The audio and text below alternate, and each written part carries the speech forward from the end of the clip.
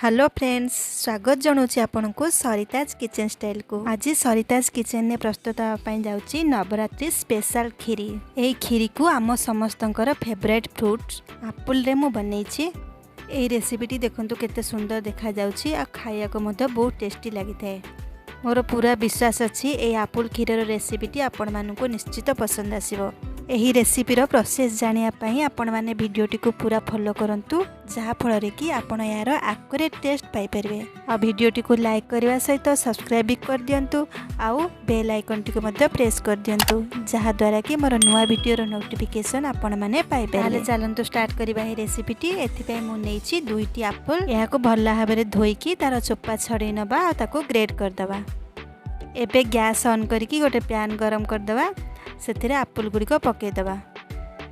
यही आपुल आम गोटे चामच घी पकईदबा। घी पकईले यार गोटे भल बास्ना आसता। आपुलटी भल भाव कुक हवा पर्यंत भाजी नबा।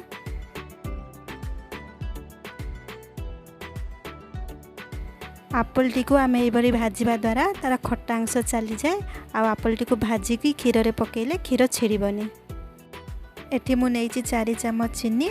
चीनीटी आपुल भल भाव में मेल्ट हवा पर्यंत आपुलटी को कुक करवा। देखंतु धीरे धीरे आपुल कलर चेंज हो गलानी। आपुल भल भाव में कुक भी हो जाइछि। एबे आमे गैस टी को बंद करदबा आ या को ठंडा हवा पई छाड़दबा। एटी गोटे कड़ाई रे मु नेइछि हाफ लीटर क्षीर। क्षीर टिके गरम होला परे आमे सेतरे किछि केसर पकेदबा। केसर पकेले खीरीर कलर आ टेस्ट बहुत बढ़िया आसताए। आपण पाखे केसर अच्छी ताहले पकेबे, नहले या को स्किप भी करि परिबे। एटी मु नेइछि 5 चामच कंडेंस मिल्क। या को आमे क्षीर रे पकेदबा तो खीरीर टेस्ट आहुरी बढ़ी जिवो। एबे क्षीर को आमे किछि समय फुटिया पई छाड़ दबा। देखंतु क्षीर धीरे धीरे केते गाढ़ा हो गलानी आ यार कलर भी चेंज हो जाइछि। एटी किछि आलमंड्स को मु काटी के रखितली ताको पकेदबा आ गोटे चामच गुजराती गुंड पकेदबा।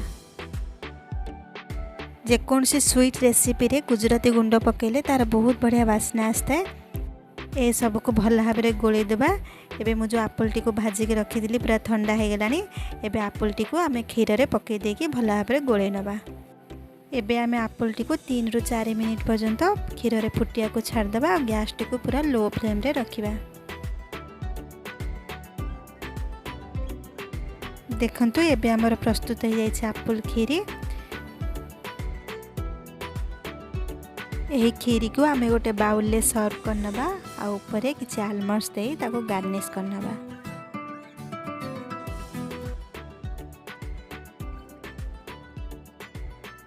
नवरात्रि रो स्पेशल ओकेजन रे आपण ए रेसिपीटी को घरे निश्चित प्रिपेयर करंतु। आउ आपनकर एक्सपीरियंस मो सहित शेयर करिया को भूलिबेनी।